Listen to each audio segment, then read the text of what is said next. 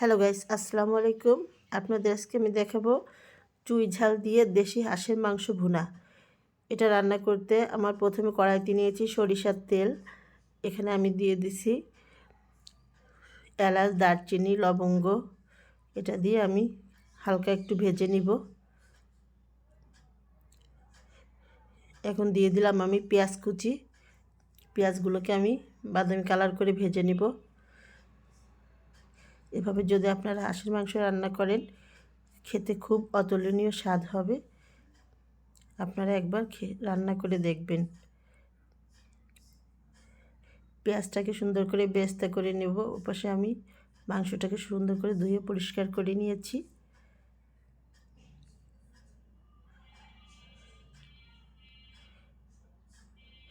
পেঁয়াজটা যখন বেরেস্তা হয়ে যাবে, এই পর্যায়ে আমি দিয়ে দেব মশলা।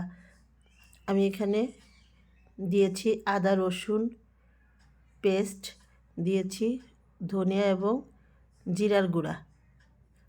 এটাকে আমি ব্লেন্ড করে রেখেছিলাম এবং ধনিয়া এবং জিরার গুঁড়াটা আমি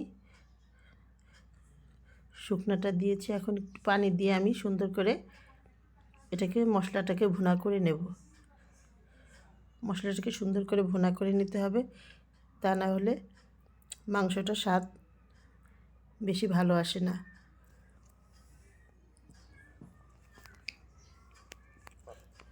এখন আমি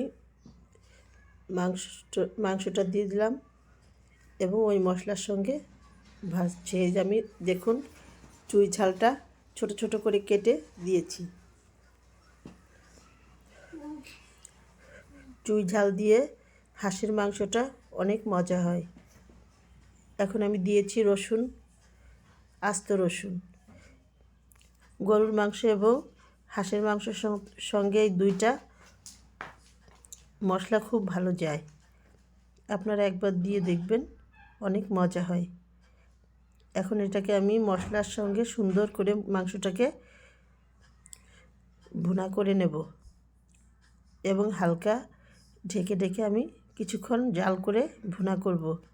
মাংসটা আপনি হাঁসের মাংস যত ভুনা করবেন, আপনার হাঁসের মাংসে একটা গন্ধ থাকে, সেটা চলে যায়।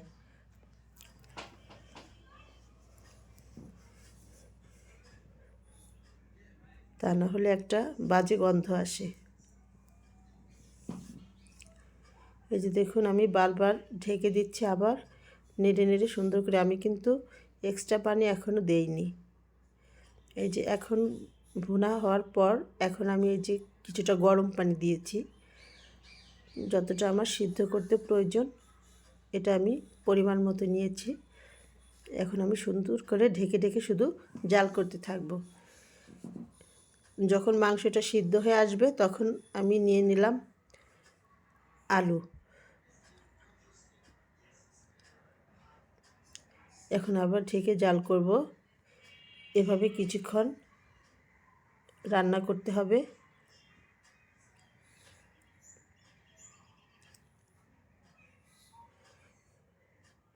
আমার ভিডিওগুলো যদি আপনাদের ভালো লাগে, প্লিজ লাইক কমেন্ট শেয়ার করবেন এবং সাবস্ক্রাইব করে আমার পাশে থাকবেন। এই যে দেখুন আমার প্রায় ভুনা করা হয়ে আসছে। এটা আপনি গরম ভাতের সঙ্গে, রুটি বা আপনি পোলাও যেটার সঙ্গেই খান না কেন, অনেক মজা হয়। এই যে দেখুন আমার রান্না হয়ে গেছে।